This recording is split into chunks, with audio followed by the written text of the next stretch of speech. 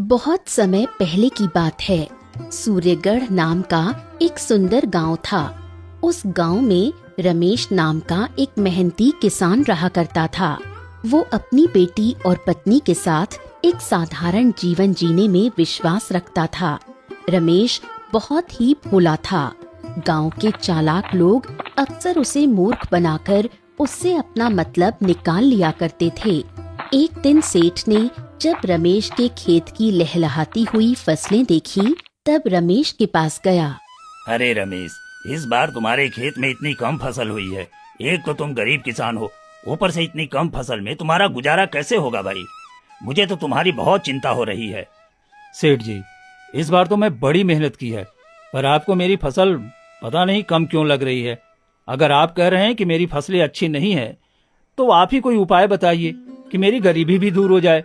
देखो, वैसे तो मैं तुम्हें कोई सलाह नहीं देना चाहता, लेकिन फिर भी अगर तुम ज्यादा धन कमाना चाहते हो तो मेरे पास एक रास्ता है भाई। मैं तुम्हें इस खेत के बदले में अपना खेत दे देता हूँ। कुछ समय तक तुम मेरे खेत पर काम करना, जब कुछ धन कमा लेना तब हम वापस अदला बदली कर लेंगे। ठीक है सेठ जी, अगर ऐसी बात है तो आप मेरे खेत को ले लीजिए और अपना खेत मुझे दे दीजिए। आप बहुत दयालु हैं, जो मेरी खराब फसलों को भी आप अपनाने को तैयार हैं। अरे, तुम जैसे मूर्ख आदमी से शादी करके मेरी जिंदगी बर्बाद हो गई। तुम्हें पता भी है तुमने क्या किया? एक ही तो जमीन का टुकड़ा था हमारे पास, जिस पर खेती करके हम अपना गुजारा करते थे, और उसे भी तुमने उस लालची सेठ को दे दिया। अरे तुम कुछ नहीं जानती, सेठ जी तो हमारी मदद करने आए हैं। जब उन्होंने देखा कि मेरी कम फसल आई है तो उन्होंने अपनी जमीन मुझे दे दी। अब तुम ही बताओ, ऐसे देवता मनुष्य कहाँ मिलेंगे? पिताजी, वो कोई देवता नहीं है। उन्होंने आपकी उपजाऊ जमीन के बदले अपनी बंजर जमीन आपको सौंप दी। अब देख लेना, आपको वो आपकी जमीन कभी वापस नहीं करेगा। तुम दोनों ना बहुत होशियार बनते हो मेरे आगे। चलो जाओ, अपना काम करो, मेरे काम में टांग मत अड़ाओ, समझी? मैं कुछ भी करता हूँ ना तो तुम लोगों को हमेशा बेकार लगता है। चलो जाओ यहाँ से, मुझे परेशान मत करो। रमेश गांव के लोगों की मीठी मीठी बातों में आकर अपना नुकसान करवा बैठता था, जिसके कारण रमेश की बेटी प्रिया और पत्नी विमला बहुत परेशान रहा करते थे। अगर प्रिया और विमला रमेश को कुछ समझाने का प्रयास करते थे तो वो उनकी बात भी नहीं सुनता था। माँ, तुम चिंता मत करो, तुम्हारी बेटी के रहते तुम्हें परेशान होने की जरूरत नहीं है। मैं कुछ न कुछ व्यवस्था करूंगी। अब बापू को तो कुछ नहीं कह सकते, लेकिन अब मुझे ही करना होगा ताकि हमारा घर चल सके। प्रिया को कारीगरी करने का बहुत शौक था। वो बहुत सुंदर दुपट्टे बनाकर तैयार करती थी। उसने सोचा, अगर वो सुंदर दुपट्टे बनाकर किसी व्यापारी को दे दे तो घर में थोड़े बहुत पैसे आ जाएंगे। माँ, देखो, मैंने कितना सुंदर दुपट्टा बनाया है। अगर हम इस दुपट्टे को किसी व्यापारी को दे दे तो इसके अच्छे दाम मिल जाएंगे। कम से कम आज के भोजन की व्यवस्था हो जाएगी। हाँ, सचमुच बेटा, ये तो बहुत सुंदर है। तुम एक काम करो, ये दुपट्टा मुझे दे दो, मैं इसे बेच आऊंगी और फिर इसके अच्छे दाम मिल जाएंगे। प्रिया की माँ उसके हाथ से वो दुपट्टा ले लेती है। वो दुपट्टा लेकर बाजार की ओर जाने लगती है, लेकिन फिर उसके कदम रुक जाते हैं। वो एक पेड़ के नीचे जाती है और दुपट्टे को सामने रखकर उसमें आग लगा देती है। ये सच किसी को पता नहीं चलना चाहिए। अगर ये रहस्य किसी के सामने आ गया तो हमारा जीना मुश्किल हो जाएगा। नहीं नहीं, मैं अपने परिवार को और मुसीबत में नहीं डाल सकती। मुझे इस दुपट्टे को अभी मिटाना होगा। प्रिया की माँ जानती थी कि प्रिया के हाथों में अद्भुत रहस्य है और इस रहस्य से प्रिया संकट में पड़ सकती है, इसलिए वो प्रिया का दुपट्टा जला देती है। प्रिया की माँ दुपट्टे को जलता हुआ देखती है और फिर घर चली जाती है। वो काफी मायूस और दुखी थी। प्रिया उसके उतरे हुए चेहरे को देखती है और दुपट्टे के बारे में पूछती है। माँ, क्या हुआ तुम्हें? दुपट्टा किसी ने खरीदा? किसी को पसंद आया? उसके कितने दाम मिले? बोलो ना माँ, क्या हुआ माँ? आप निराश क्यों हो? आपका उतरा हुआ चेहरा देखकर मुझे अच्छा नहीं लग रहा। बोलो ना माँ। बेटी, तू ये दुपट्टे बनाने का काम छोड़ दे। तेरा दुपट्टा किसी को पसंद नहीं आया, किसी ने उसे नहीं खरीदा। इस कारण मैं दुखी हो गई। तू दूसरा काम कर ले बेटा, दुपट्टे मत बनाया कर। लेकिन माँ, मैंने उस दुपट्टे पर बहुत मेहनत की थी। आपने वो दुपट्टा कहाँ रखा? मुझे दे दो, मैं उसे संभाल कर रख देती हूँ। क्या हुआ अगर उसे किसी ने नहीं खरीदा तो? कोई बात नहीं, मैं उसे अपने पास रखूंगी। बेटा, दुपट्टा मैंने किसी गरीब भिखारी को दे दिया। मैंने सोचा इसे कोई खरीद नहीं रहा है तो क्यों ना ये किसी जरूरतमंद के काम आ जाए, इसलिए मैंने उसे रास्ते में ही दे दिया। तू कोई और युक्ति सोच, इस काम में कुछ नहीं रखा है। अपनी माँ की बात सुनकर प्रिया निराश हो गई, क्योंकि दुपट्टे बनाने के अलावा उसे दूसरा कोई काम नहीं आता था। एक दिन जब प्रिया की माँ घर पर नहीं थी और वो अकेली बैठी हुई थी, तब उसने फिर से एक दुपट्टा तैयार किया और उसे घर के बाहर सूखने के लिए डाल दिया। कितना सुंदर दुपट्टा है ये! कोई नहीं खरीदेगा तो क्या हुआ, ये मुझे पसंद है। मैं ही इसे इस्तेमाल कर लूंगी या फिर माँ को दे दूंगी, कम से कम हम दोनों के काम आएगा। प्रिया घर के अंदर चली गई। बाहर दुपट्टा सूख रहा था। प्रिया घर के कामों में व्यस्त हो गई, इसलिए दुपट्टे को वापस घर में रखना भूल गई। इसी रास्ते से व्यापारी संतराम गुजर रहा था। जब उसकी नजर प्रिया के बनाए हुए दुपट्टे पर पड़ी, तब उसका मन आश्चर्य से भर गया। इतना सुंदर है ये। मैं इतने समय से कपड़ों का व्यापार कर रहा हूँ, लेकिन ऐसी कलाकारी मैंने आज तक नहीं देखी। ऐसी सुंदर चीज तो मेरे पास होनी चाहिए। एक काम करता हूँ, छुप कर देखता हूँ कि आखिर इस दुपट्टे को किसने बनाया है। व्यापारी प्रिया के घर के बाहर छुप गया और इंतजार करने लगा कि कोई घर से बाहर आए, ताकि वो उस कलाकार के बारे में जान सके जिसने ये नायाब दुपट्टा तैयार किया है। थोड़ी देर बाद जब प्रिया को ध्यान आया कि उसने घर के बाहर दुपट्टा सूखने के लिए डाला है, तो वो घर से बाहर दुपट्टा लेने के लिए आई। अच्छा, तो ये है वो कलाकार जिसके हाथों में जादू है, जिसने इतना सुंदर दुपट्टा तैयार किया है कि ये दोबारा नहीं तैयार किया जा सकता। मैं ये काम करता हूँ, इसको मुंह मांगी कीमत देकर इसे खरीद लेता हूँ। व्यापारी प्रिया के पास पहुंचा और उससे उसकी कला के बारे में पूछने लगा। अद्भुत! देखो, मैं कपड़ों का व्यापारी हूँ, लेकिन ऐसी कला मैंने आज तक नहीं देखी। क्या इसे तुमने बनाया है? तुमने ये कला कहाँ से सीखी है? मैंने इस दुपट्टे को स्वयं अपने हाथों से बनाया है। क्या सचमुच आप मेरी कला की इतनी प्रशंसा कर रहे हैं? क्या ये दुपट्टा आपको पसंद आया? हाँ, ये बहुत सुंदर है। मैं इसे खरीदना चाहता हूँ। बताओ, इसकी कीमत क्या है? मैं तुम्हें मुंह मांगी कीमत देने को तैयार हूँ। तुम बस दुपट्टा मुझे दे दो।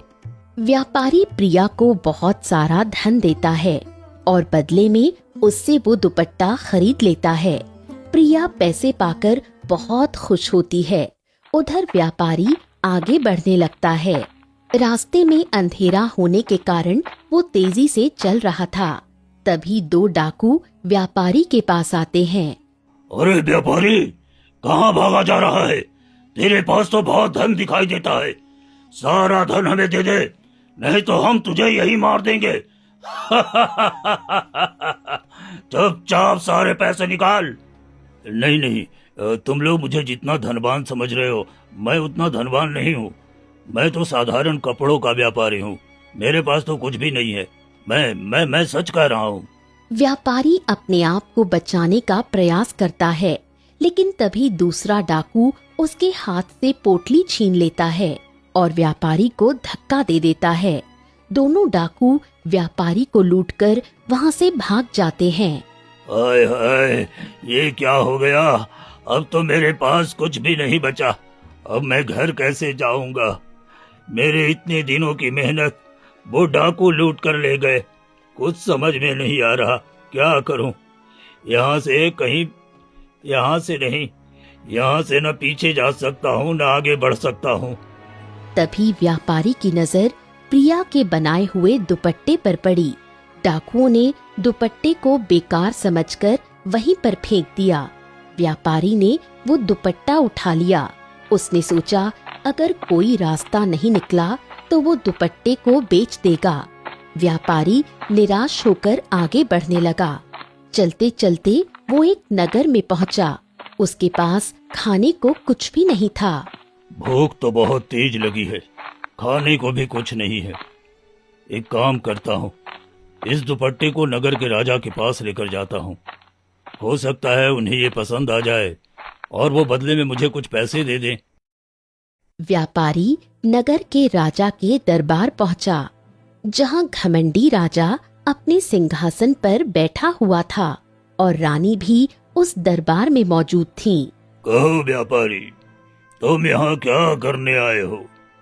दरबार ने हमें बताया है कि तुम्हारे पास कोई नायाब चीज है जिसे तुम हमें दिखाना चाहते हो।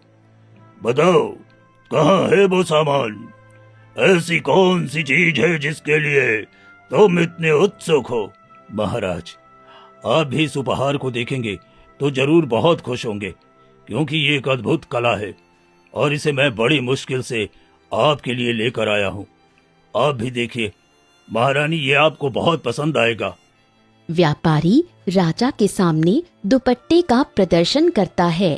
राजा सचमुच दुपट्टे को देखकर चौंक जाते हैं, क्योंकि ऐसी कला उन्होंने अपने जीवन में कभी नहीं देखी थी।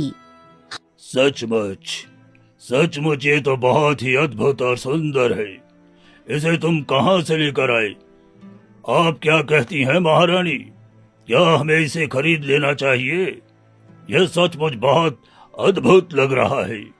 हाँ महाराज, ऐसी कला को हमें किसी और के पास नहीं जाने देना चाहिए। जरा सोचिए, ऐसा दुपट्टा अगर हमारे पास होगा तो नगर में और दूसरे राज्यों में हमारी कितनी शान होगी।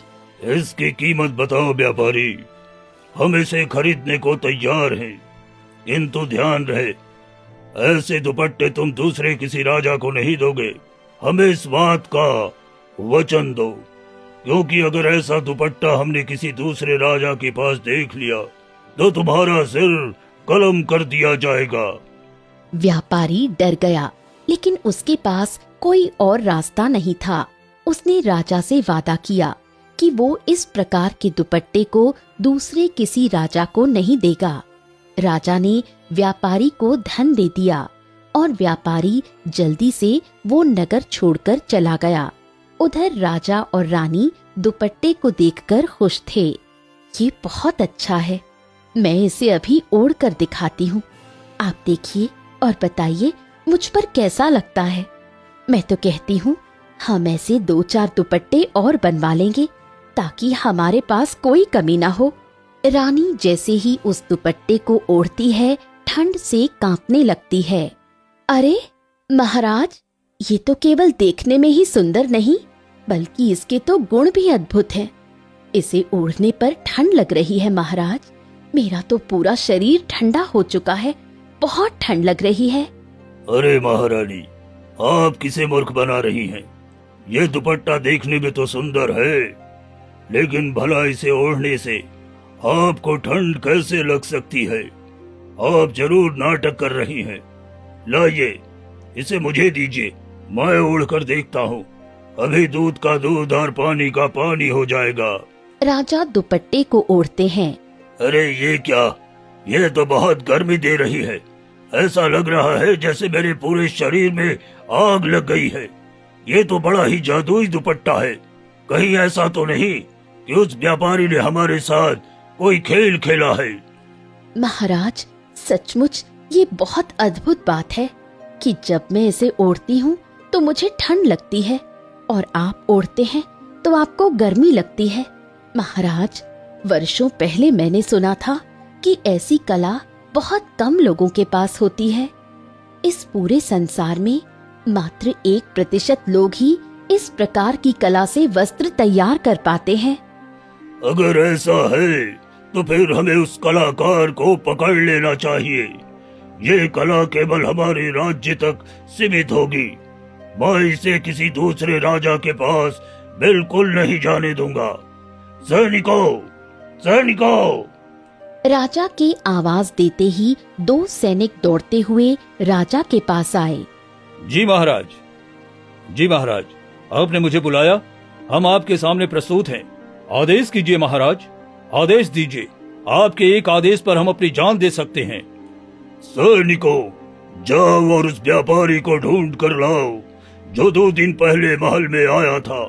वो बचना नहीं चाहिए। उसे किसी भी हाल में ढूंढ कर हमारे सामने लाओ। अगर तुम दोनों ये नहीं कर सके तो तुम्हें भारी दंड मिलेगा। राजा के आदेश पर सैनिक वहां से चले गए और थोड़ी देर बाद व्यापारी को पकड़कर राजा के सामने प्रस्तुत किया। महाराज, ये व्यापारी हमें देखकर भागने लगा था। हम इसे बड़ी मुश्किल से पकड़कर आपके सामने लेकर आए हैं। अब आप ही इनसे पूछिए कि आखिर ये हमें देखकर क्यों भाग रहा था। तुम्हें क्या लगा तुम इतनी आसानी से बचकर निकल जाओगे और हम तुम्हें जाने देंगे? आज तक मुझसे कोई नहीं बच सका, इसलिए तुम भी नहीं बच सकते। अब जल्दी से मुझे सच्चाई बताओ, आखिर इस दुपट्टे का रहस्य क्या है? महाराज, मैं नहीं जानता। मैं किसी दुपट्टे का रहस्य नहीं जानता। मैं तो रास्ते से गुजर रहा था।